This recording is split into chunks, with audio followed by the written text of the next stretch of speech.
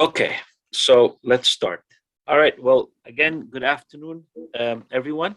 Thank you for joining us today for our event on the situation that is evolving in Afghanistan. My name is Joey Nawabi. I'm an assistant professor at the City University of New York and a co-founder of International State Development Partners, a consulting group that advises governments on stages of economic and institutional development with a focus on equitable growth that balances state market relations. We are grateful to have the co-sponsorship of the Institute for Peace and Diplomacy at this event. Thank you, IDP. We are convening today a panel of Afghan scholars and practitioners to talk about and analyze for ourselves the last 20 years in Afghanistan, which has culminated into what international development agencies call the worst humanitarian crisis of our time. We focused on bringing members of the Afghan diaspora to the table because our diaspora community is very diverse and skilled in many talents, which the several wars in Afghanistan have unfortunately drained out from Afghanistan. The more progressive and qualified Afghans, we believe, who had experience in the country's development in the past and are skilled in institutional development and capacity building, have often been sidelined from the policy circles, which has very obviously now led to the disaster that we are seeing today. This will be one of a series of discussions we hold with experts to create a narrative that is the Afghan narrative and perspective on the Afghan development and its future. We hope that this conversation is informative and will be used as an advocacy tool to create a new era of development and peace in the nation and its region. Today's event will have an hour and a half conversation about amongst the panelists, and then it will open to questions and answers, Q&A for the audience. Let me begin now by introducing our distinguished group of panelists, which I really feel privileged and honored to join us. Really, I mean this sincerely. First is Professor Zahir Wahab, is a professor of education and social sciences at Lewis and Clark College in Portland, Oregon. He was born, I really like this description, he was born, raised, and schooled in Afghanistan, even though his higher education has been in Beirut and in Columbia and Stanford. He spent half the last 2 decades teaching, advising, and designing programs in higher education in Afghanistan, including 7 years at the American University of Afghanistan in Kabul. Thank you for joining us, Professor Wahab. Thank you so much.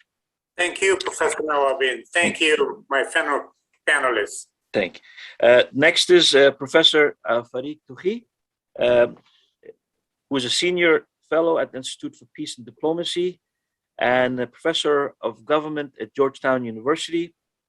He served with the United Nations in Afghanistan, Sudan, South Sudan, working on a wide range of issues, including election administration, conflict management, post-conflict state building, and he is currently working on a book project based on his doctoral research on state building development in Afghanistan, Iran, and Turkey.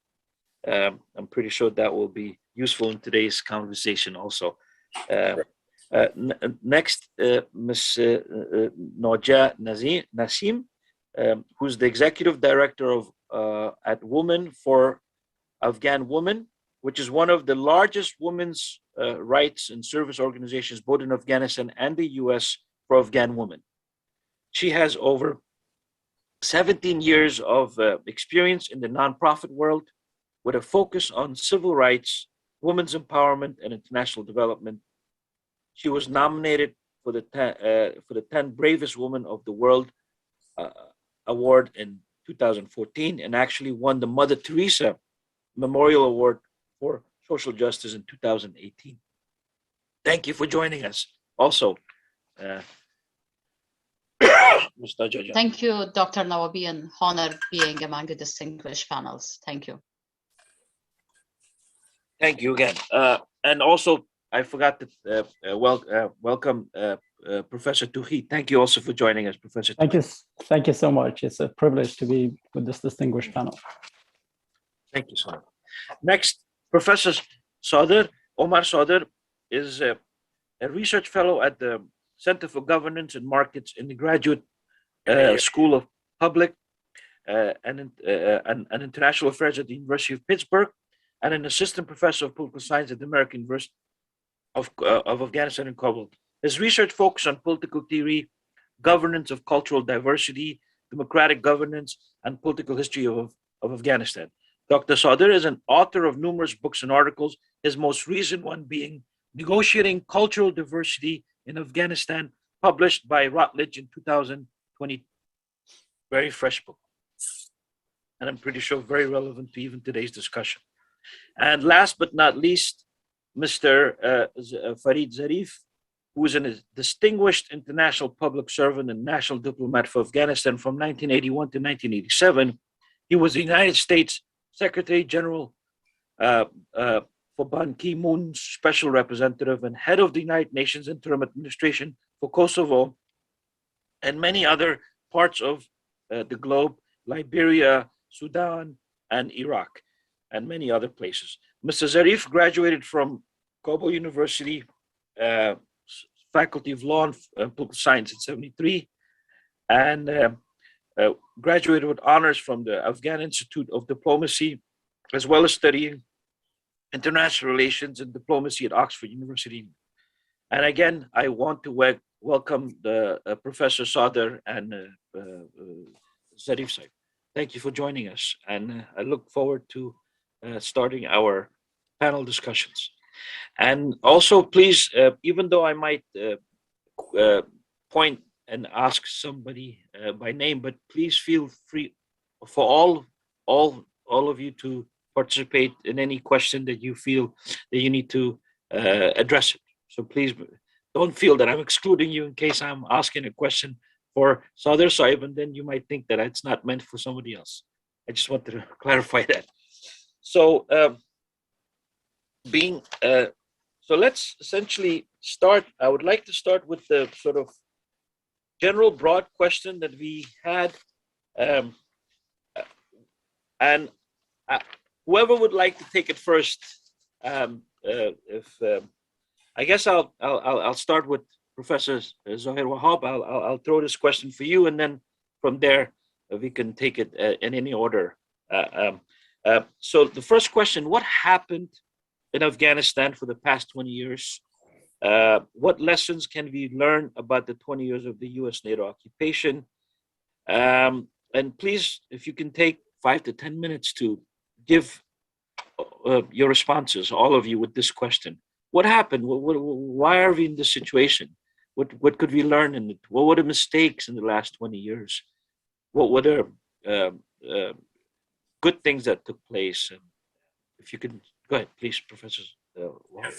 Yes, good morning again, and thank you very much, Professor Nawabi, for organizing this event. And it's an honor to be with fellow Afghan Americans on this important issue. Frankly, it's rather painful for me and enraging to be talking about the tragedy that we're witnessing in Afghanistan.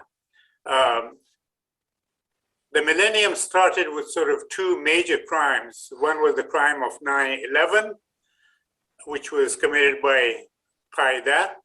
Afghanistan had nothing to do with 9/11, in my view. The second crime was the invasion and occupation of Afghanistan by the United States, and then staying there. And the third major crime of the millennium, I believe, is something that we're witnessing in poor Afghanistan. People have called it a hell on earth, the worst crisis in the history of the country, and certainly the worst situation currently in the world. In my view, it was unnecessary, and it was illegal, immoral, and I think criminal for the United States and its allies to invade Afghanistan and then stay on for 20 years. And we should know that this was not the first time the United States had entered Afghanistan, but also 40 years ago. So the United States occupation in Afghanistan has been a catastrophe for Afghanistan, and certainly a great success, I think, for the United States itself. The United States presence and occupation in Afghanistan was wall to wall. It was savage, it was vicious, it was destructive, and it was very, very harmful. We know that nation building was not part of the US agenda. It was just a vengeful act for what happened on 9/11. But the United States had to provide sort of an alibi and an excuse for its occupation of Afghanistan and thought about nation building. But the last 20 years have been disastrous for Afghanistan for many, many reasons. I'm sorry, I have to be very, very brief. It exacerbated the distance between what is called the center and the periphery. The Afghan government was used as a rentier state. The puppet regimes that the United States installed in Afghanistan for the last 20 years were largely used as rentier states doing the bidding of their own ruling elite and also of the occupiers. And the United States ignored all this time. This was the poorest and least developed country, one of the poorest countries in the world and least developed. But there was very little work done on development, namely education, agriculture, and healthcare. There was no preparation for the US withdrawal. The United States entered Afghanistan without consulting very many people, and it left Afghanistan without consulting even the guards at the Bagram airport.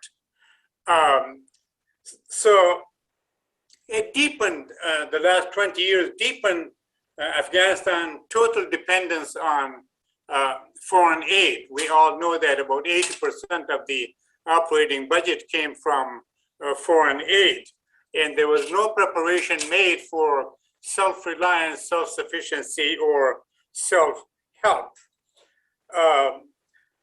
And at the end, the United States allowed its puppet regime of Afghanistan to escape, again, without telling everyone. It's the president of the country and its coterie and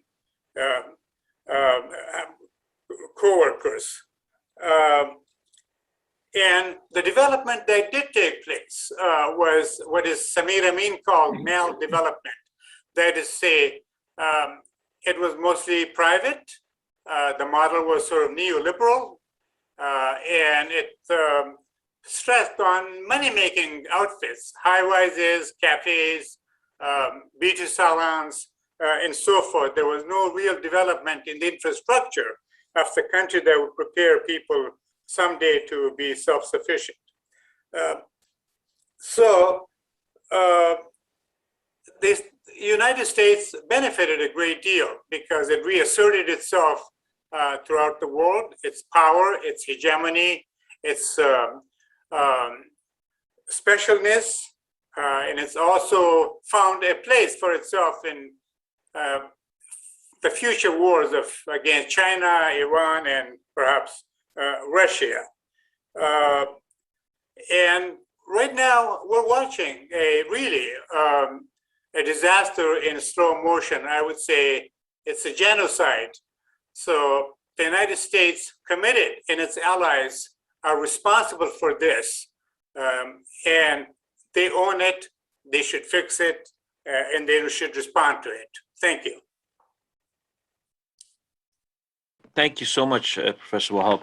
I'm sure this has provoked many questions and thoughts. Next, anybody, could I call on, I don't know, Touhi Saib? Dr. Touhi?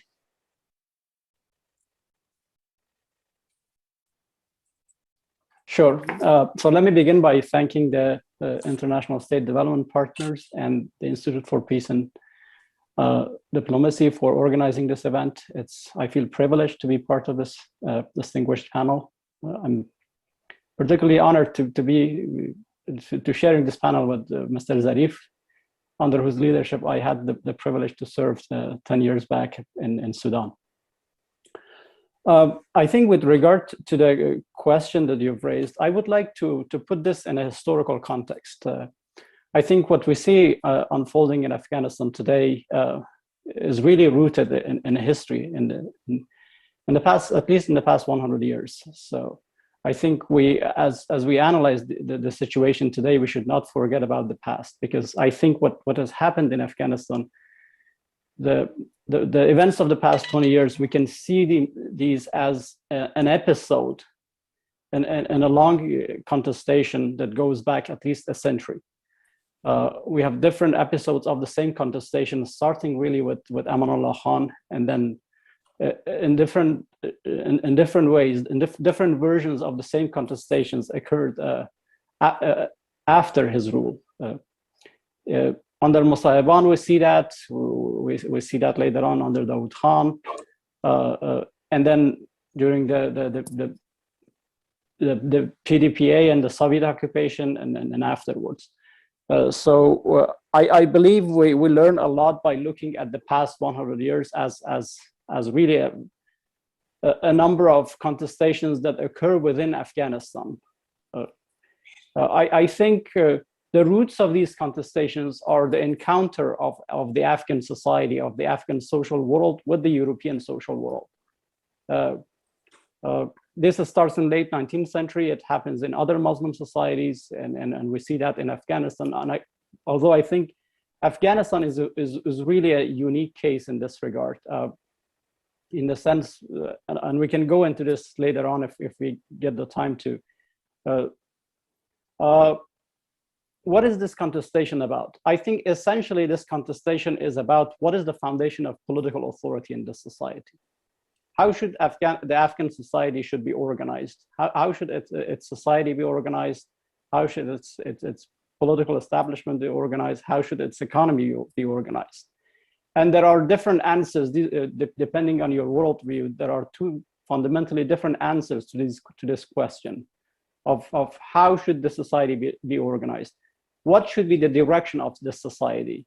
How should individuals living within the society should be regulated? And we see broadly speaking, two different answers to these questions.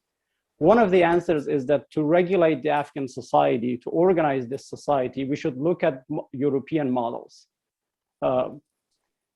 And different Afghan modernists have looked at different sources in Europe for answers to this question of how should we organize the Afghan society.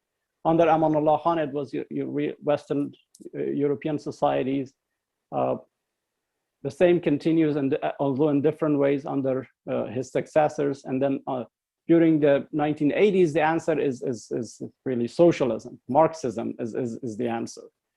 And then as the Afghan modernists of various persuasions try to remodel the Afghan society based on these versions, on these templates that come from the outside of the Afghan social order, there is a reaction from within the Afghan society. And the reaction comes from what I would broadly call the guardians of the old social order. And these guardians are both religious figures and personalities, religious institutions, and traditional institutions. If you look at the project of modernizations in other societies, really you have this clash between these two, between modernists who have a certain vision of society and guardians of the old social world, especially the religious leaders. So as these contestations have occurred within Afghanistan over the past century, both internal and external actors have entered into these contestations on one side or another. For example, under Amanullah Khan, you have the British really supporting the opposition forces, despite the fact that, you know, what the kind of template that Amanullah Khan was trying to implement was a modern template. It was taken from Europe. In the 1980s, the Western powers again, you know, backed forces that were against modernization. Now, the same Western forces now try to implement some sort of modernization in Afghanistan. You know, so Western powers, if you look at the past 4 decades, have been on 2 different sides of this contestations. Like during the 1980s, they were on the side of the opposition to modernization, and after 2001, they were trying to sort of modernize Afghanistan using Western templates. I think what has happened in Afghanistan over the past century is really this failure of project of state for building. You know, different terms are used to essentially describe the same thing. State building is modernization. It's rationalization of life according to a certain vision. And for both material and ideational reason, that project has failed. The material reason is that the concentration of capital that you need in a society to create a political center that can dominate society, that has not happened in Afghanistan. The ideational factor is that I think the social basis for the modernization project in Afghanistan has been always weak, starting with Amanullah Khan and continuing up to today. We have had a very small segment of modernists at the top of society who've tried to change the Afghan society without really having the material or ideational means to be able to do so. And as I said, into these contestations have entered both regional countries and trans-regional countries. And that's really, I think, the tragedy that Professor Wahab was talking about. That's really the tragedy that over time, these, you know, we have a kind of a cycle of conflict into which various actors enter to realize their own interests. So that's, in my view, that's really a broad picture of what has happened in Afghanistan. We can discuss the details either in this session or in the future sessions. Yeah, just to clarify on your part, Dr. Touhi. So essentially, and thank you for your insights. So essentially, the relationship between the external forces, the modernization of, or supporting anti-modernization forces, external forces have also had these internal obstacles that, as you say, the guardians of the social order. And so you're saying what is complicated Afghanistan's modernization is that these two external and internal sort of interrelations have clashed, and essentially the force of modernization have ultimately always suffered. Absolutely. I mean, as I said, you know, there's this idea that this society should be organized in a certain way, and these contestations exist in any society, even today. You see it in modern USA. You see it everywhere in the world, basically. But in other parts of the world, these contestations, you know, are largely in stable societies. These contestations are largely theoretical. In Afghanistan society, I think that the contestations have been theoretical as well, but also physical, and physical. The physical contestations are really what have produced so much violence in our society. What really complicates this is the changing dynamics in the world and in the region. That basically regional countries and trans-regional countries enter into these contestations to realize their own interests, as Dr. Wahab rightly mentioned. Thank you. Sure. So thank you. We'll certainly come back to your very good points. Ms. Nojajan, perhaps it could be your turn now. No. So the question was again, what happened in Afghanistan for the past 20 years, and what sense do you have? And if you want to sort of weave in your experience of NGOs, even though we have a question for that also later, please feel free to. Go ahead. Thank you very much. And once again, good afternoon. And it's an honor to be among distinguished panels. And I would like to thank you, the organizer of this event, International State Development Partners, and also co-sponsored by the Institute for Peace and Diplomacy. And a warm greetings to all the audience. Actually, whenever I talk about, when I think about 20 years, like 2 decades almost, so of course, I mean, I myself compare this 2 decades with the previous 2 decades before. I would say like 4 decades, even. So about this 20 years, that there was significant achievements and progress made in the last 2 decades in Afghanistan when we compare to the before 2001, I would say before like the decade that we had before that. If I can discuss about some of them, that after 2001, when the government like the Taliban, they were overthrown, so the new transitional governments came, then later the election happened. So we had a constitution. So constitution law was created. There were later independent election. Houses of parliament were created. People could vote and for their president, and those who met the requirements, they could run for the presidency. And women in Afghanistan, they were also were a significant number of people who actually voted in a presidential election. We had 100 laws and procedures that were created in the last 20 years in different areas, and particularly the elimination of violence against women law was developed. Women protection regulation was there.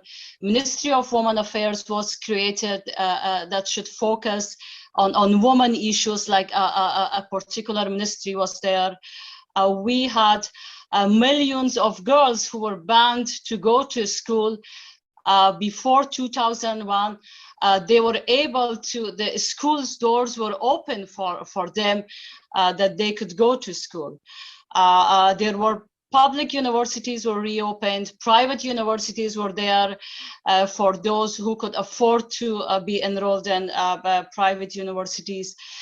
There were thousands of women educated during the past 20 years.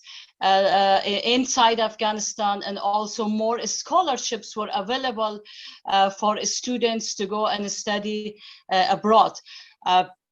According to recent information I have, that there were 6,000 defense lawyers around in Afghanistan. And also, I mean, if I talk even about the women, we could see the participation and involvement of women in politics, in business, in law, in medical. So in a number of areas, women had an active part in Afghanistan. And gender equality was promoted in Afghanistan, and there was visible progress in media, and also civil society, and when we go to aside from that, there were thousands of kilometers of roads that were asphalted, and that made it easier for a number of remote areas and provinces in Afghanistan, that it took them like 10, 12 hours to move from one province to another province. By this change, it took them like an hour to drive from one province to another province and have access to the services they needed. Compared to what we had before 2001, access to education, access to medical services, and access to legal services could be seen in the last 20 years when we compared before that, or even if we compared to what we have now. So these were like some of the major achievements that happened in Afghanistan in the last 20 years. Yes, there were shortcomings. There were like a number of lessons learned. I mean, I can name some of the shortcomings. Then the international, basically there were millions of dollars poured inside the country, but unfortunately the transparency and the accountability, the way that it should have been, it wasn't. Like corruption was within the system in government and I would say even non-government, that wasn't managed well, both from inside and outside. There were more focuses in the cities of Afghanistan compared to the remote areas. So a number of provinces in Afghanistan could not benefit of all those resources that poured in Afghanistan in the last 20 years. And lack of coordination among local NGOs and international donors was also something that I wanted to point out. Thank you very much. Yes. Okay. Thank you, Nojajan, for this. I'm pretty sure these experiences come directly from your decades of engagement in Afghanistan. So, you know, I always hear that the lack of coordination with these NGOs, and it's hard for me to believe that 20 years of this lack of coordination could be a mistake or just a oversight. After, you know, you make a mistake 1 year, 2 year, there are hundreds of reports written. For example, when you mentioned something about there were a lot of quality of life improvements perhaps in the cities, you saying the rural areas where 70% of Afghan residents lived, those were areas that were neglected. So that then tells us that the majority of Afghan women still in rural areas did not see the benefits. In fact, they saw a lot of bombing on them, where they would, you know, so I just want us to keep in mind, I just want you to clarify one thing. You said 100 laws were made? I would say that the procedures, new procedures and regulations, that were created for the protection of the people. And I could name one of them, which was elimination of violence against women, women protection centers, new amendments in the laws and procedures of Afghanistan that favored women. So that's what I was talking about. Okay. Yes, there was significant investment in the justice part in Afghanistan. Yes. Okay, thank you. Okay, Professor Sadr, I guess I'll call on you now. Professor, thank you.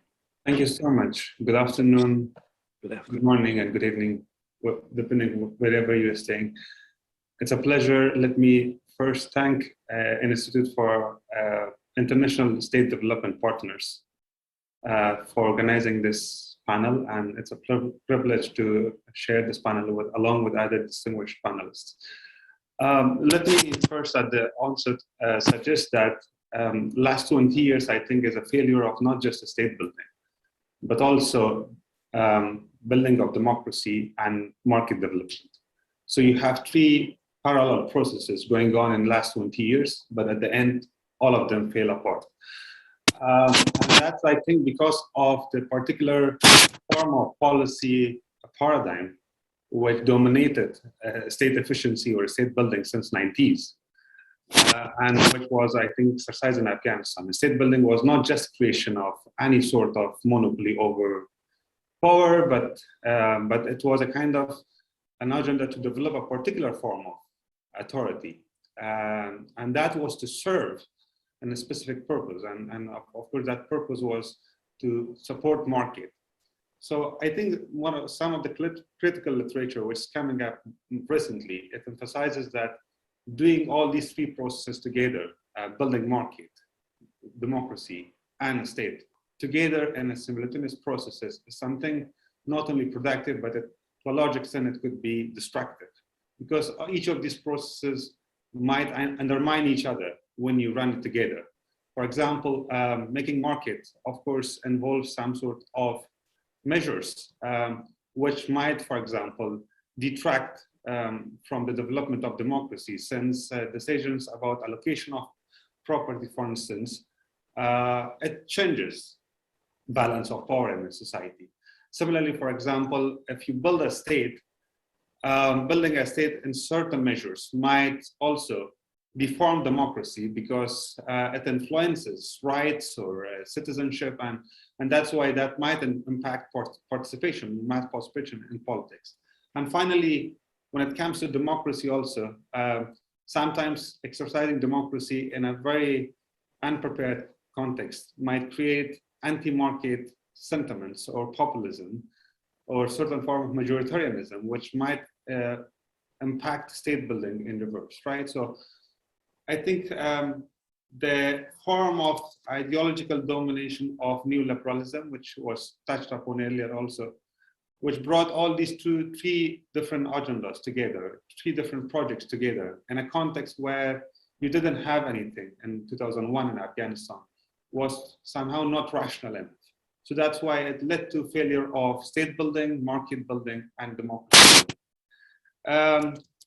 That's number one point. Second point, I would like to draw from some of my findings in my latest monograph, which was on the status of republic in Afghanistan. And I think we faced, what we faced in the last 20 years was not just ideational failure, but it was also a normative, structural, and functional failure, which led to the fall of republic. So let me touch upon some of them quickly. For number one is ideational crisis, and by that I mean the lack of a meaningful ideational basis. For Professor Soller, could you repeat that again a little louder? What process? I mean the ideational crisis. Ideation. Okay, thank you. Sorry. Ideational crisis, wherein in the last 20 years, the war against the Taliban, the political elite in Afghanistan somehow failed to present a political vision to mobilize people around one idea, but not only that, but also to theorize the idea of Afghanistan. So my feeling is that the idea of Afghanistan remained under-theorized, and unfortunately, the parochial and very narrow ethnocentric ideas in the state tried to capture the state and organize society based on that.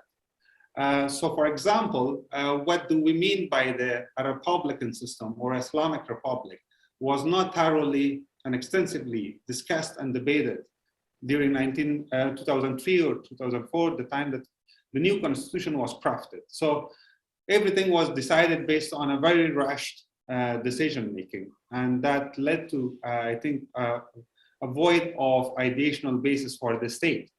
The second one is the structural dimension, by which I refer that republic was weakened by lack of constitutional constraints to check the arbitrary use of power. And this had three dimensions. One was on separation of power, second was checks and balances, and finally the last component is counter-majoritarianism and rule of law. So I think increasingly in the last 20 years, the system moved towards an extensive form of majoritarianism, because the model of democracy which was exercised was not supporting a very broad-based, consensus-based democracy. And on the other hand, certain institutions and finally certain individuals were able to bypass constitutional checks and exercise unrestrained power. Could you give us an example? On that, you can see how, for example, in the last 3 years at least, the republic was run at least by 2 or 3 figures in presidential palace. So that's a clear example of it. But of course, Afghanistan system was a highly centralized presidential system, where if you look at the relationship between center and periphery, the periphery didn't have any kind of financial, administrative, and political sort of power, autonomous of the center. And that, to a large extent, weakened the legitimacy of state at the local level, because people were disconnected and everything was decided in Kabul rather than at the local level. The balance between the 3 branches of the state also, you see to a large extent, the parliament was weakened and they didn't have much power to check, for example, the corrupt ministers, for instance. And finally, the judiciary was only controlled by the hand of the president, and they could not express that form of autonomy, which was required for an independent judiciary, right? So that led to a kind of a structural crisis of the system. The third one is functional dimension, and by that I mean the state increasingly failed to deliver certain form of traditional functions which a state is supposed to present to its citizens. That was because of corruption, patrimonialism, factionalism, an absence of also, I think, very active sense of civic engagement amongst the citizens. And that's something, I think that's understandable because the citizens were alienated by a very dysfunctional state on one hand, but on the other hand, the corrupt political elite who mainly exercise power for the sake of self-interest and reinforcing patrimonialism to a large extent, which led people, reinforcing factionalism? Patrimonialism and patrimonialism, sorry, okay. Yeah. Which led people without any choice. Either they had to remain neutral and disconnected from the national politics or join the insurgency. And that's why insurgency was able in certain pockets of the country to recruit common men who were dissatisfied from the national politics. And finally, I think the last crisis was the normative crisis, which I think that normative base of republic was undermined by the illiberal ideas and lack of civic virtue and extremism, I suppose. And this was something which was not cautiously and rationally addressed. I mean, the political elite were so much engaged into very narrow politics, wherein we didn't do much in order to counter violent and non-violent extremism. The number of unregistered madrasas which popped up across the country, and they all indoctrinated citizens with very radical ideas. And it's not to be surprised, for example, in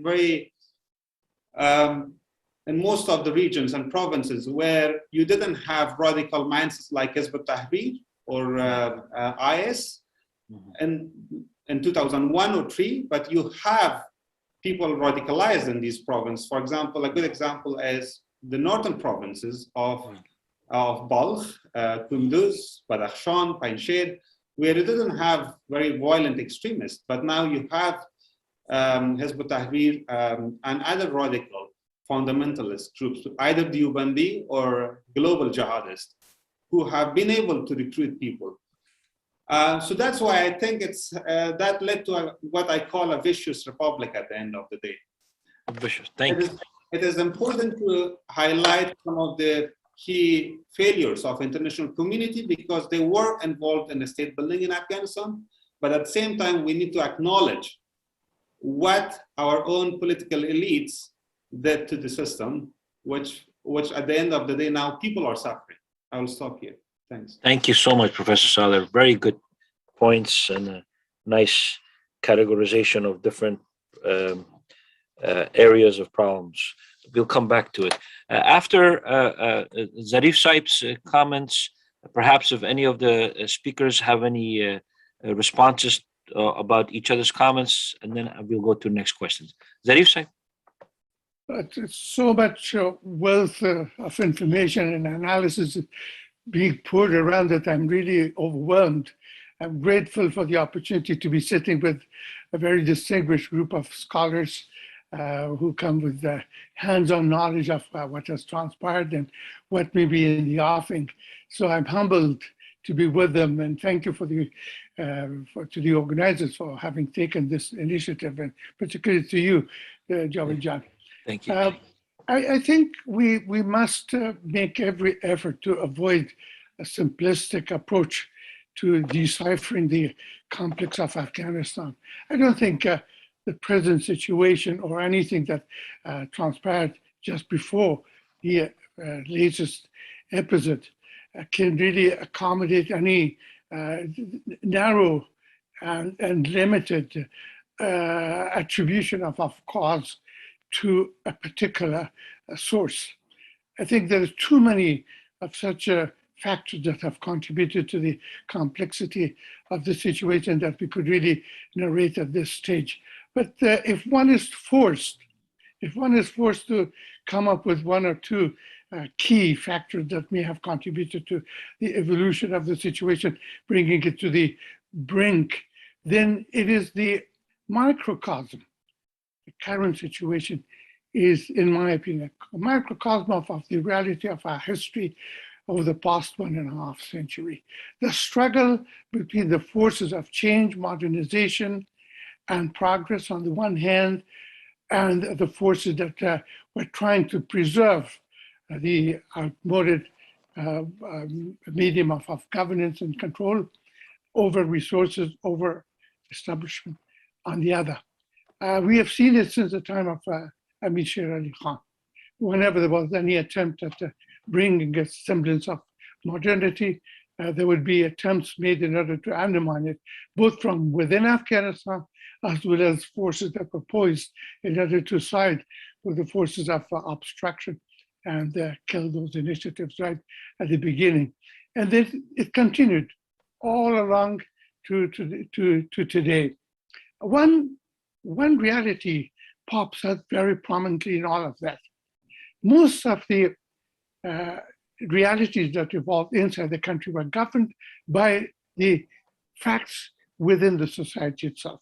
Conservatism and change were both more or less embedded within the minds of the Afghans who wanted change and who wanted to oppose change, albeit supported by outside forces. But contrarily, those forces from outside, from the region and from beyond, who sided with this or that group had nothing to do with the ideology of that struggle. They always followed national interests.